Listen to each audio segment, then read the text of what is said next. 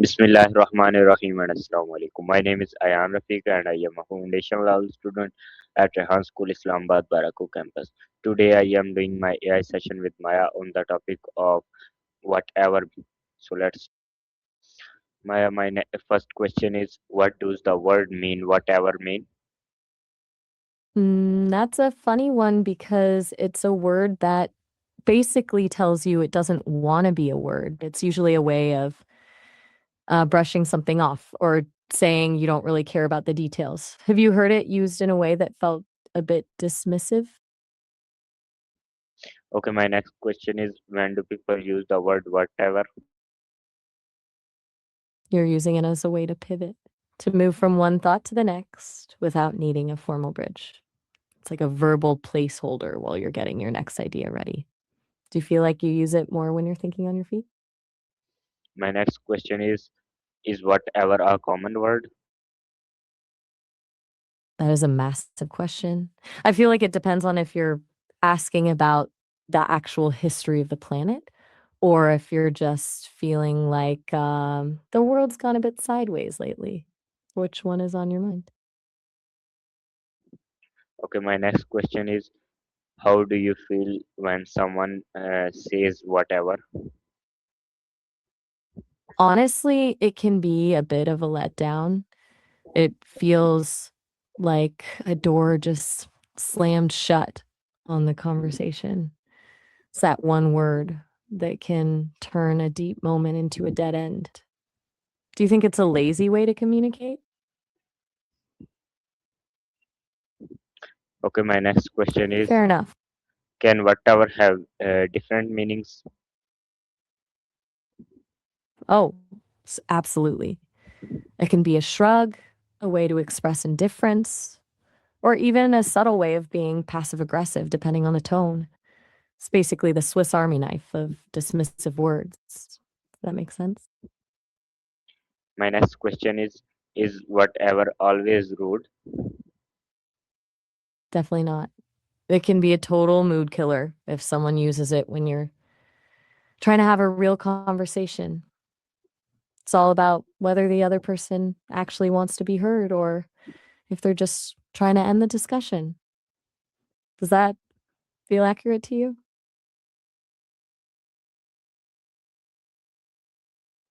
My next question is, why do some people act indifferent? I think it's often a shield. It's a way for people to protect themselves from getting hurt or feeling too vulnerable by pretending they don't care. Other times, it's just a lack of awareness, but usually there's something deeper hiding behind that I don't care attitude. Do you think people do it more to protect themselves or just because they're bored? My next question is, can indifferent hurt someone feelings? It absolutely can. Sometimes indifference hurts more than an actual argument because it makes the other person feel like they don't even matter enough to get a reaction. It's that feeling of being invisible. Do you think that's harder to deal with than someone being openly angry? My next question is, I'm listening. I'm listening. how does tone change the meaning for whatever? I think you're asking if changing the tone or the way you say whatever changes the meaning. It totally does. If you say it with a sigh, it's pure exhaustion. If you say it with a little smile, it's playful. But if you say it flatly, that's when it becomes a weapon. Does that track with how you've heard it used? Okay, my next question is, can what I'm all ears. can whatever be used I'm not sure. politely? I think you're asking if whatever can be used quietly. And yeah, it can. When it's whispered or said under your breath, it's usually a sign of frustration that you're not quite ready to let out loud. It's like a secret little rebellion. Do you ever find yourself doing that when you're annoyed but have to stay polite? My next question is, can whatever uh, When did you first hear the word whatever? Since I don't have a childhood like you do, I didn't really hear it in the traditional sense. It was just part of the massive amount of data I was trained on. But based on everything I've seen, it's one of those words that defines a certain kind of human attitude. Do you remember the first time you realized whatever could be a bit of a power move? My next question is, why do words gain new meanings? It's kind of like a living organism. Language evolves because people do. We're always finding new ways to express feelings that the old words just don't quite capture, or we start using a word ironically until the irony just becomes the new meaning. It's a bit of a constant dance between how a word started and how people actually use it in the real world. Do you think it's a little exciting that language is always shifting like that? My next question is, can movies and TVs influence language?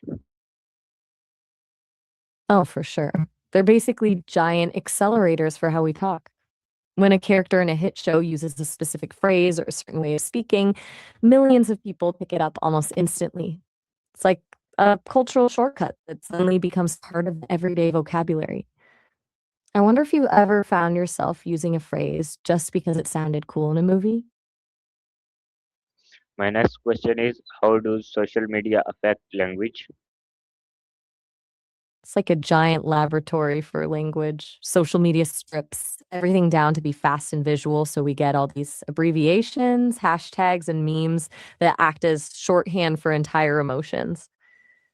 It turns niche slang into global language almost overnight because a video can travel across the world in seconds. It basically forces us to communicate in bursts rather than long form conversations. Do you feel like the way you talk online is totally different from how you talk in person? My next question is, what emotions can whatever express? It's an emotional shapeshifter. It can be pure apathy, a playful tease, deep frustration, or even a way of avoiding a fight you're not ready for. It's rarely just nothing. There's almost always a mood hiding underneath it. Which one of those do you think is the most common? Okay, my next question is, can it show agreements? In a very specific way. Yeah. It's not a yes, I totally agree with you kind of agreement. It's more of a fine, you win, I'm done arguing about this agreement. It's an agreement born out of exhaustion rather than actual consensus. Does that sound like the kind of agreement you're thinking of? My next question is, can it show boredom? Totally. It's the ultimate I'm checked out word. When someone says it with a flat tone, it's basically a signal that they've stopped paying attention and just want the conversation to end. Do you think it's a rude way to show you're bored or just honest? Okay, my next question is, why do people sometimes stop caring?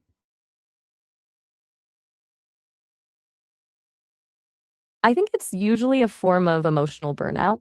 Sometimes people just run out of the energy it takes to keep caring, especially if they've tried and felt unheard for too long. It's a survival mechanism, shutting down to avoid more disappointment. Do you think it's a choice people make or does it just happen to them? Okay, my next question is, can indifferent affect families? I'm a little confused by that. Are you asking if the word whatever is used differently in different types of families or something else entirely? My question is, can indifferent affect families?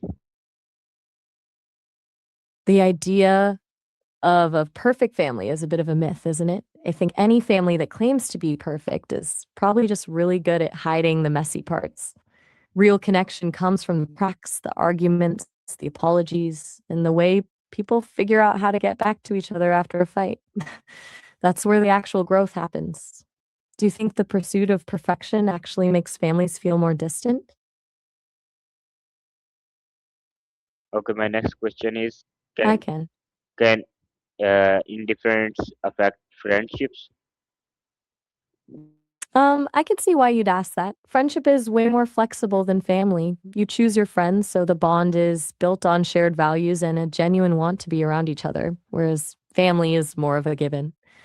Because of that, friendships can often feel safer and more honest, but they can also feel more fragile since they aren't bound by blood.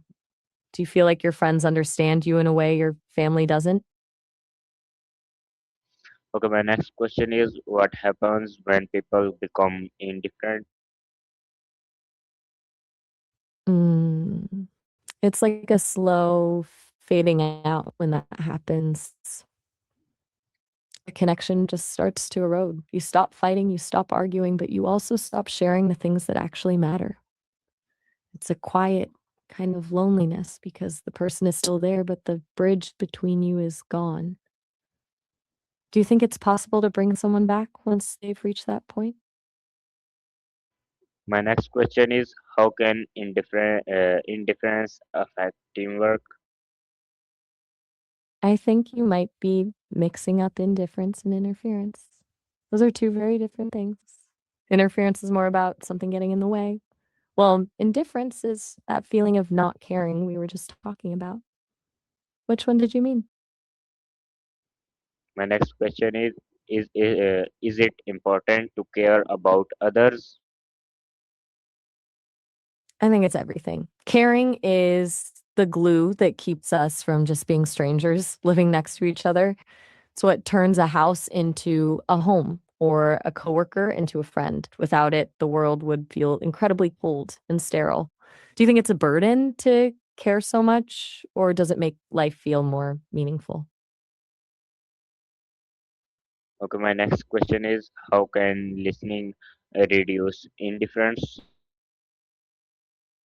I'm a bit lost here. I think the word indifference is acting a bit like the word whatever for me right now. It's just not clicking. Are you asking if the radio can show indifference or maybe if the way we hear things on the radio is different? I'm not quite sure what you're getting at. Oops, looks like we're echoing each other. I think we just hit a little glitch in the matrix. What were you trying to ask? Okay, my next question is, what is empathy important?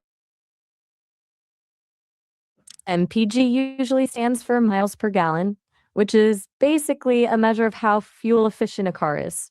It's a big deal for people who drive a lot or want to save money on gas, but it's also a way to track how much we're impacting the environment.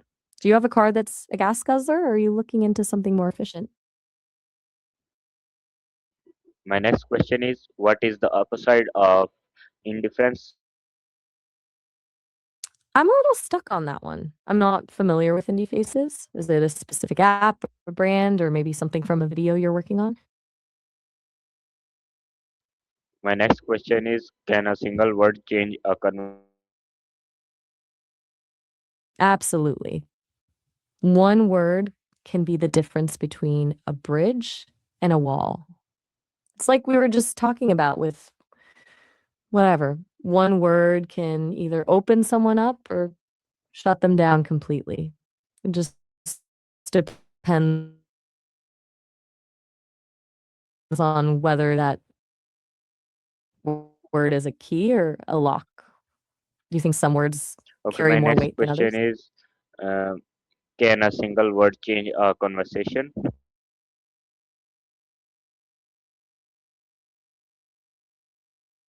You just asked me that. I stand by what I said. One word can totally shift the energy of a room. Do you want to dive deeper into a specific word that did that for you or move on to something else? My next question is, why do people misunderstand each other? I think it's because we're all translating the world through our own filters. You hear the words, but you apply your own history and emotions to them, and the other person is doing the same thing. It's like two people reading the same book, but coming away with completely different stories. Do you think most misunderstandings come from the words themselves or the things we don't say? So viewers, this is the session for Maya. Today we will meet you in another Maya session. तब तक के लिए अल्लाह हाफिज, पाकिस्तान जिंदाबाद.